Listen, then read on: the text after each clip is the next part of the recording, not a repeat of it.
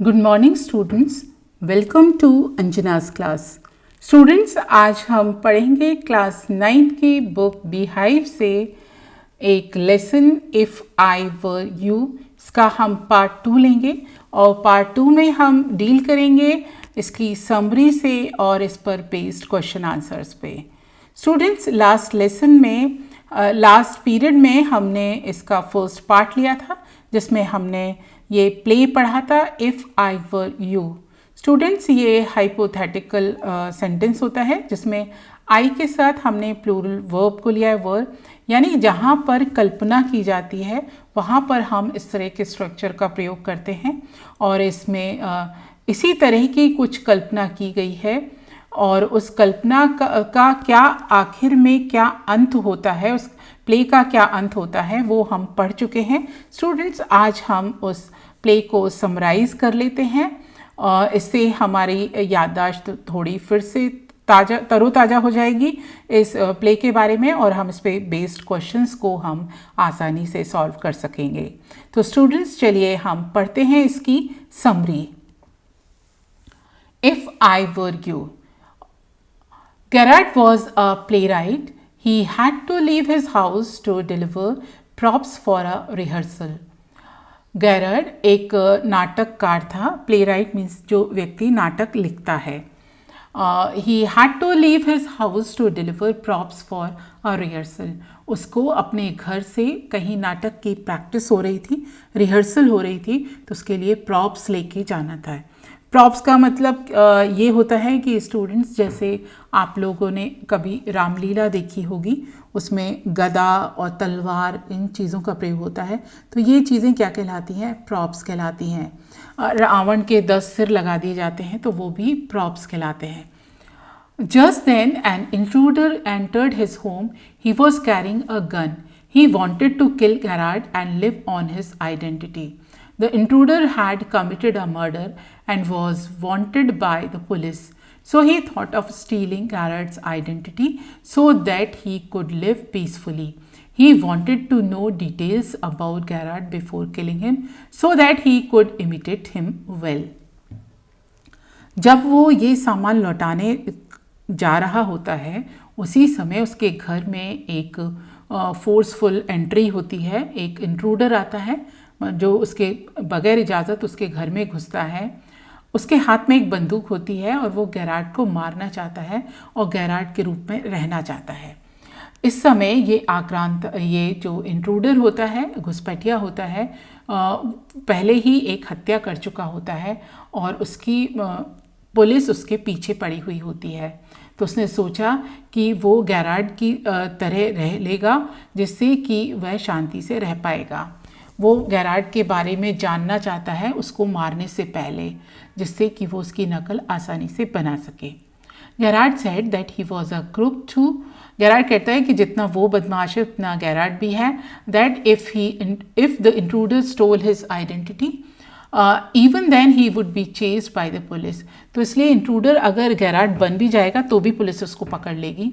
He had killed someone and police had evidence against him. और क्योंकि वो किसी को मार चुका है और उस पुलिस के पास उसके खिलाफ सबूत भी है। He further added that he was carrying false mustaches and other props so that he could disguise himself and hide from the police. वो आगे ये भी बताता है कि इससे बचने के लिए उसके पास देखो नकली मूछें भी हैं और सामान भी है जिससे कि वो पुलिस से छुप सके। He sensed that the police could raid his house that night. और वो ये भी कहता है कि रात को पुलिस उसके मकान पर धावा बोल सकती है, छापा मार सकती है। He had positioned an accomplice on the road to warn him of danger. उसने सड़क पर एक व्यक्ति को खड़ा कर रखा है जिससे कि वो उसे खतरे से आगाह कर सके। Gerard fooled the intruder to believe him by saying that if the intruder felt that Gerard was lying, he could kill him. और गैरार्ड ने इंट्रूडर को बेवकूफ़ बना दिया ये विश्वास करा के कि यदि उसको ऐसा लगता है कि गैरार्ड झूठ बोल रहा है तो वो उसे मार दे। As the phone rang, जैसे ही फ़ोन की घंटी बजी, Gerard said that it was time to leave, कि अब जाना चाहिए। When the intruder did not believe Gerard, जब इंट्रूडर ने गैरार्ड की बात पर विश्वास नहीं किया, he asked him to peep out through the door of the garage. तब गैराड ने कहा कि गैराज के दरवाजे में झांक कर देख लो and see the police for himself, और देखना वहाँ पुलिस है नहीं. In fact the door was that of a cupboard, और ये दरवाज़ा वास्तव में मुख्य दरवाज़ा नहीं था, ये एक अलमारी का दरवाज़ा था. As the intruder bent forward, जैसे इंट्रूडर आगे की तरफ झुका, Gerard pushed him inside the cupboard, और तो गैराड ने उसको धक्का देकर अलमारी में बंद कर दिया एंड लॉक्ड इट, और ताला लगा दिया. Then he called the sergeant as he would hand over the intruder to the police. इसके बाद उसने पुलिस को बुलाया और पुलिस के हवाले कर दिया. तो स्टूडेंट्स, इस तरह से हमने ये जो लास्ट पीरियड में हमने ये प्ले पढ़ा था, तो उसकी समरी हमने जान ली कि किस तरह से जो गैराड था उसने इंट्रूडर को पुलिस के हवाले कर दिया. अब स्टूडेंट्स, इस पर बेस्ड कुछ क्वेश्चंस हैं, उनको भी हम सॉल्व करेंगे, उन एक्सरसाइजेस को भी हम सॉल्व करेंगे. और एक्सरसाइज को सॉल्व करते हुए आपको ये ध्यान रखना है कि हमने प्ले में क्या क्या पढ़ा है. स्टूडेंट, सबसे पहले हम लेते हैं comprehension. Comprehension number 1, eight last a sympathetic audience. ये एक सेंटेंस है, eight last a sympathetic audience. अब इसमें आपको बताना है हु सेज दिस, ये कौन कहता है, वाई डज ही से इट, ऐसा आपको ऐसा वह क्यों कहता है, इज ही सरकास्टिक और सीरियस, क्या वो कटाक्ष कर रहा है या गंभीर है. And the answers are, number 1, answer for question number 1, the speaker of the given line is Gerrard. Gerrard ही ये बात बोलता है. Number 2, he says it as he asked by the intruder to speak about himself. जब intruder उसको कहता है तुम अपने बारे में बताओ, तो ये बात वो कहता है. Answer number 3, he speaks the given dialogue sarcastically. वो कटाक्ष करते हुए यह वाक्य बोलता है, क्योंकि जब इंट्रूडर से कहता है कि तुम मजाक कर रहे हो या कटाक्ष कर रहे हो, तो वो वास्तव में वो क्या कह रहा है, वो गंभीर था या वो कटाक्ष कर रहा था, तो ये कटाक्ष करते हुए वह बात करता है. Comprehension number 2, Garrad eight last a sympathetic audience. ये लास्ट लाइन थी जो हमने इस पे बेस्ड 3 क्वेश्चन किए थे. अब इसी को आगे बढ़ाते हैं. At last a sympathetic audience, I tell you the story of my life. How as a child I was stolen by gypsies, and why at the age of 32 I find myself in my lonely Essex cottage. How? Intruder, keep it to yourself and answer my questions. You live here alone? Well, do you? ये जो एक 2 dialogue हैं, इन पर based अब हम questions करेंगे. Question number 1, who is sympathetic audience here. Garrad किसको कहता है sympathetic audience. Number 2, why did he live alone in Essex cottage at the age of 32? 32 साल की उम्र में वह उस कॉटेज में अकेला क्यों रहता था. Question number 3, whom did the intruder want to know about? Intruder किसके बारे में जानना चाहता था. Question number 4, why did the intruder avoid Garrett's story? Garrad की स्टोरी में इंट्रूडर को कोई भी इंटरेस्ट क्यों नहीं था. And the answer is the intruder. Question number 1 का आंसर है the intruder is sympathetic audience here. यहाँ पर जो श्रोता था वो इंट्रूडर था. Number 2, Gerard was a playwright. Gerard एक नाटककार था. When the intruder entered his cottage, जब घुसपैठिया उसके कॉटेज में घुसा, and wanted to know about him, और उसके बारे में जानना चाहा. Gerard read the situation that his life was in danger. तो गैराड ने भांप लिया कि अब उसकी ज़िंदगी खतरे में है. So he told that he lived alone to suit his story. इसलिए उसने कह दिया कि वो इस मकान में अकेला रहता है. Answer number 3, he wanted to know about Gerard. Intruder Gerard के बारे में जानना चाहता था. क्वेश्चन नंबर 4 का आंसर है the intruder avoided Garrad story because he was not interested in the story. Intruder ने गैराड की स्टोरी को अनदेखा कर दिया क्योंकि उसकी गैराड की स्टोरी में कोई भी रुचि नहीं थी. Question number 3, why does the intruder choose Gerard as the man whose identity he wants to take him? Intruder यानी घुसपैठिए ने गैरार्ड को ही क्यों चुना जिसकी कि वह पहचान को अपनाना चाहता था? And the answer is the intruder chooses Gerard as the man whose identity he wants to take on as they were of a similar build. Intruder ने इसलिए चुना क्योंकि उसकी कदकाठी और गैरार्ड की कदकाठी लगभग एक समान थी। Question number 4, I said it with bullets. मैं अब बंदूक से बात करूंगा। Question number 1, who says this? ये कौन कहता है? Number 2, what does it mean? इसका क्या आशय है? Number 3, is it the truth? क्या ये सच है? What is the speaker's reason for saying this? और वक्ता का ये बताने के बारे में क्या वजह है? And the answers are, answer for question number 1 is Gerard says the given line. Gerard ने ये वाक्य कहा था। And the answer for question number 2, it means that when things went wrong, he had used his gun to shoot someone for his escape. इसका मतलब ये था कि अगर सब बात बिगड़ जाएगी तो फिर वो अपनी बंदूक से गोली मार देगा बचने के लिए। क्वेश्चन नंबर 3 का आंसर है no, it is not the truth. नहीं, ये बात सच नहीं है। The speaker says this to save himself from getting shot by the intruder. वक्ता यह बात अपने आप को घुसपैठिए की बंदूक की गोली से बचाने के लिए कहता है। Question number 5, what is Gerrard's profession? Gerrard का व्यवसाय क्या है? Quote the parts of the play that support your answers. आपको नाटक में से वो हिस्से बताने हैं जिससे कि यह पता चलता है कि गैरार्ड का प्रोफेशन क्या है। And the answer is Garrard is a play right by profession. व्यवसाय, गैरार्ड का जो व्यवसाय है वह नाटक लिखना है। Several parts of the play that reflects this. और कई बार नाटक में से ये कुछ बातें ऐसी सामने आती हैं जिससे पता चलता है कि वह नाटककार है। सम ऑफ दीज आर, इनमें से ये है। Number 1, this is all very melodramatic, not very original perhaps but. एक और सेंटेंस है, eight last a sympathetic audience. One more dialogue. In most melodramas, the villain is foolish enough to delay his killing long enough to be frustrated. आगे हम देखते हैं इस play में कुछ और डायलॉग्स आते हैं जिसमें कि गैरार्ड कहता है, I said you were luckier than most melodramatic villains.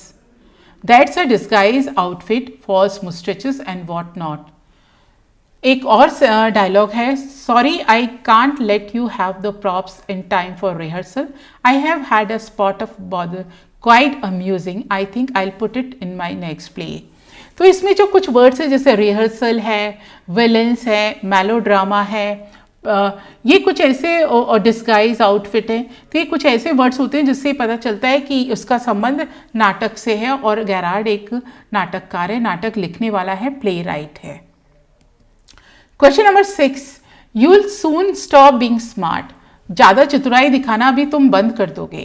Who says this? ये कौन कहता है? And the answer is the intruder says the line under reference. ये बात इंट्रूडर कहता है, घुसपैठिया कहता है। वाई डज द स्पीकर से इट? स्पीकर ऐसा क्यों कहता है? पीप at the smartness displayed by Gerard, the intruder says this to warn him against acting smart as he is unaware of the consequences that he might suffer. वो इसलिए कहता है कि शायद इंट्रूडर उसको धमकाता है और ये बताता है कि अगर वो ऐसा करेगा तो उसको उसके परिणाम भोगने पड़ेंगे। Question number 3, what according to the speaker will stop Gerard from being smart? Gerard को चतुर बनने से लेखक के अनुसार क्या रोकेगा? What according to the speaker will stop Gerard from being smart? Gerard को चतुराई दिखाने से क्या चीज़ रोकेगी लेखक के अनुसार? द स्पीकर थिंक्स, वक्ता के अनुसार, the speaker thinks that the Gerard would stop acting smart once he comes to know about his plan to kill Gerard and take over his identity. Speaker ये सोचता है कि जैसे ही गैरार्ड को पता चलेगा कि वो गैरार्ड को मारकर उसका नाम और उसकी पहचान को अपनाना चाहता है तो गैरार्ड चतुराई दिखाना बंद कर देगा। Question number 7, they can't hang me twice. वो मुझको 2 बार नहीं लटका सकते। Who says this? ये कौन कहता है? And the answer is the speaker of the given line is the intruder. जो मकान में घुसता है, कॉटेज में घुसपैठ करता है, वही व्यक्ति ये बात कहता है कि वो मुझको 2 बार नहीं लटका सकते। वाई डज द स्पीकर से सो? यह बात वक्ता क्यों बोलता है? Since he is already being hunted for having killed someone else, क्योंकि अभी भी पुलिस उसको एक व्यक्ति की हत्या के आरोप में ढूंढ रही है। Murdering Garrard won't make any difference, तो वो गैरार्ड को मारेगा तो उसका कोई फर्क नहीं पड़ेगा। Hence he says that he can not be hang twice, इसलिए वो कहता है कि उसको 2 बार नहीं लटकाया जा सकता है। Question number 8, a mystery I propose to explain, what is the mystery the speaker proposes to explain? एक जो रहस्य है वो मैं बताना चाहता हूँ, वो कौन सा रहस्य है? And the answer is the speaker proposes to explain the mystery about himself. जो वक्ता है वो अपने बारे में एक भेद खोलना चाहता है। He tells the intruder that he would not be able to lead a peaceful life even as Vincent Gerard। वो ये बताता है घुसपैठिए को कि वो विंसेंट गेरार्ड के रूप में भी रहेगा तो सुखी शांतिपूर्वक नहीं रह पाएगा। This is because he himself is a criminal, क्योंकि जो गेरार्ड है वो खुद भी अपराधी है, लिविंग अनस्टेबल लाइफ, और वो भी एक असंतुलित अस्थायी जिंदगी जी रहा है, being hunted by the police, और उसको भी पुलिस ढूंढ रही है। लास्ट क्वेश्चन ये है, क्वेश्चन नंबर 9। स्टूडेंट्स, इसमें हम सीखेंगे डिक्शनरी से हम वर्ड्स को चेक करेंगे कि कौन सा वर्ड सूटेबल है। Consult your dictionary and choose the correct word from the pairs given in brackets. Number 1, the site of the accident was ghastly or ghostly. Number 2, our college principal, and principal is very strict. Principal PLE or PAL. I studied continually for 8 hours. Question number 4, the fog had an adverse effect on the traffic. Cézanne is the famous French painter, was a brilliant artist. ST or STE. The book that you gave me yesterday is an extraordinary collage or college of science fiction and mystery.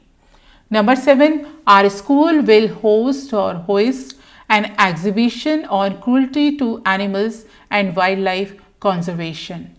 Number 8, screw the lid tightly onto the top of the bottle and shape well before using the contents. And the answers are number 1. For number 1, the correct word will be SITE, site. The site of the accident was ghastly, GHASTLY. For number 2, our college principal, PRINCIPAL. Principal is very strict. I studied continuously, CONTINUOUSLY, for 8 hours. The fog had an adverse effect, EFFECT, on the traffic. The famous French painter, was a brilliant artist, ARTIST. The book that you gave me yesterday is an extraordinary collage, COLLAGE, of science fiction and mystery. Number 7, our school will host an exhibition on cruelty to animals and wildlife conservation. Number 8, screw the lid tightly onto the top and the bottle and shake well before using the contents. इसमें word है shake, SHAKE. तो students, इस तरह से हमने देखा कि कुछ वर्ड्स जिनका प्रोनाउंसिएशन लगभग एक जैसा होता है, तो लेकिन उनका मीनिंग अलग होता है, तो उसमें हमने करेक्ट मीनिंग का अप्रोप्रिएट वर्ड का इस्तेमाल करना स्टूडेंट्स सीखा। हमने अभी 1 सेंटेंस और 2 सेंटेंस में आंसर लिखना सीखा, कॉम्प्रिहेंशन क्वेश्चन सीखे। अब हम एक और तरह के क्वेश्चन से अपने आप को जज करेंगे, मल्टीपल चॉइस, जहां आपको चॉइसेस दी जाती हैं और उसमें हमें सेलेक्ट करना है कि करेक्ट आंसर कौन सा है। स्टूडेंट्स, अब हम कुछ मल्टीपल चॉइस क्वेश्चंस करेंगे। Question number 1, name the play right of the play if I were you. ये जो आपने अभी प्ले पढ़ा है, इफ़ आई वर यू, इसके प्ले राइट का नाम क्या है? प्ले राइट या प्ले राइटर या लेखक का नाम क्या है? ऑप्शंस हैं यहाँ पर। Option A Douglas Heath, option B Douglas James, option C William Shakespeare and option D Jane Austin.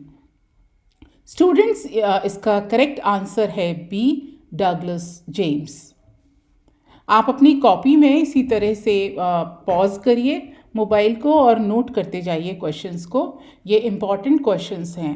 Question number 2, how many characters are there in the play if I were you? जो हमने ये play अभी पढ़ा if I were you, इसमें कितने पात्र हैं, कितने कैरेक्टर्स हैं?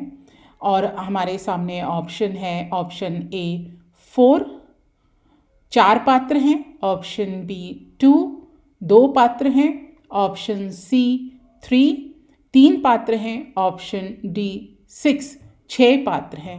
And the correct answer is B 2। If I were you ये जो प्ले है इसमें 2 कैरेक्टर्स हैं, डगलस एक लेखक हैं डगलस जेम्स और दूसरा है इंट्रूडर। 2 कैरेक्टर्स हैं, गेरार्ड है और इंट्रूडर 2 कैरेक्टर्स हैं और इस तरह से इस प्ले में 2 कैरेक्टर हैं। Next question, what is Gerard's profession? Gerard का व्यवसाय क्या है? गेरार्ड क्या करता है? Option A singer, is he a singer? क्या वो गायक है? Option B dancer, option C speaker, option D playwright. What is Gerard's profession? Gerard का व्यवसाय क्या है? And the correct answer is playwright. Question number 4, who calls up Gerard? Gerard को कौन बुलाता है? ये क्वेश्चन कब है? जब वो बात कर रहा होता है इंट्रूडर से, और उस समय जब वो फ़ोन पे बात करता है और ये बताता है कि उसको और ये उस समय उसको कुछ लोग बुलाते हैं, तो उसमें हमें पता लगाना है कि उसको कौन बुलाता है। Number 1 option A is doctor, option B engineer, option C minister, option D theatre persons. And the correct answer is D, theatre persons. Question number 5, where does Gerard lock the intruder? Gerard intruder को कहाँ पर बंद करता है? Which place? हमें स्थान बताना है। Option A in the cupboard, option B in the room, option C in the lockup, option D in the kitchen। हमारे पास ये क्वेश्चन है, where does Gerrard lock the intruder? Intruder को गेरार्ड कहाँ पर लॉक करता है? And the correct answer is cupboard, in the cupboard. Question number 6, moustache is used as a blank space in the play. इस play में लेखक है, Gerard है, एक जगह वो मुस्टेच शब्द का प्रयोग करता है, तो वो किस रेफरेंस में उसका प्रयोग करता है ये हमको बताना है। क्वेश्चन, इसका ऑप्शन ए है एज अ सॉन्ग, वो एक गीत की तरह इस्तेमाल करता है। नंबर 2 एज अ प्रॉप, वो एक प्रॉप की तरह इस्तेमाल करता है। Number C as a makeup की तरह इस्तेमाल करता है। And D as a speech, भाषण की तरह। And the correct answer is as a prop.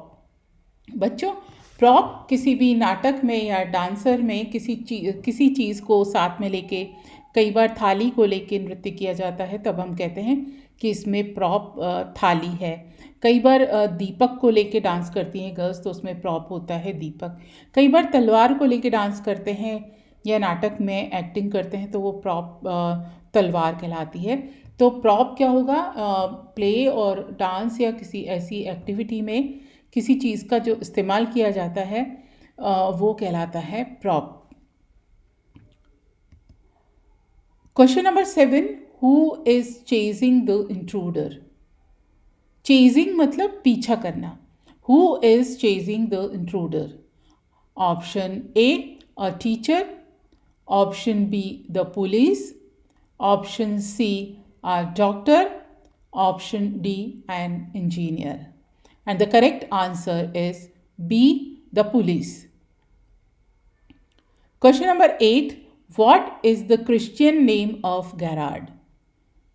Play में एक जगह ये उल्लेख हुआ है जब इंट्रूडर गैरार्ड से कहता है कि आपका क्रिश्चियन नेम क्या है, तब गैरार्ड अपना पूरा नाम बताता है। तो उसमें ऑप्शन ए डगलस हीट, क्या उसका नाम डगलस हीट था? Option B William Shakespeare, option C Vincent Charles Gerrard, option D Gary Sopers. And the correct option is C, Vincent Charles Gerard. Question number 9. Where does Gerard live? Gerard कहाँ पर रहता है? And the options are A, in a villa, एक बहुत बड़े मकान में. Number B, in a small cottage, एक छोटे से मकान में, छोटी सी कॉटेज में. Number C, in a palace, एक महल में. और ऑप्शन डी इन एन इन, किसी धर्मशाला में. And the correct answer is in a small cottage, एक छोटे से मकान में, कॉटेज यानी झोपड़ी में. Question number 10. What was the intention of the intruder? What was the intention? Intention means मंशा ऑफ द इंट्रूडर. जो घर में घुसपैठ करने वाला व्यक्ति था उसकी मंशा क्या थी? Option 1 A to sing a song, गाना गाना. Option B to do a role in a play, नाटक में भाग लेना. Number C, option C to kill Gerard, Gerard को मारना. Option D to run away, भाग जाना. तो इस तरह से ये 4 ऑप्शन थे and the correct option is C, to kill Gerard. तो स्टूडेंट्स, इस तरह से हमने पूरे प्ले में से कुछ मल्टीपल चॉइस क्वेश्चंस लिए. इससे हमें इन क्वेश्चंस को जब हमने सॉल्व किया तो हमें पूरा आइडिया हो गया इस प्ले के बारे में. और छोटे छोटे क्वेश्चंस करने पर, उनका आंसर ढूंढने पे हमको एक पूरा प्ले का माइंड मैप हमारे दिमाग में बन गया कि इस प्ले में क्या है. इस तरह से बच्चों, हमने अलग अलग एक्टिविटीज़ और क्वेश्चन आंसर को करके हमने इस प्ले के बारे में पूरी जानकारी ली. I hope you liked it. Students, इस तरह से इसका पार्ट 2 समाप्त होता है. पहले पार्ट में हमने इस प्ले को पढ़ा था, इफ़ आई वर यू, और सेकंड पार्ट में हमने इस प्ले की समरी और इस पर बेस्ड क्वेश्चन आंसर्स को किया. कॉम्प्रिहेंशन क्वेश्चंस किए, वन लाइन आंसर क्वेश्चंस किए, और उसके बाद हमने मल्टीपल चॉइस क्वेश्चंस भी किए. आई hope you liked it and love this lesson. This is very interesting play. Thank you.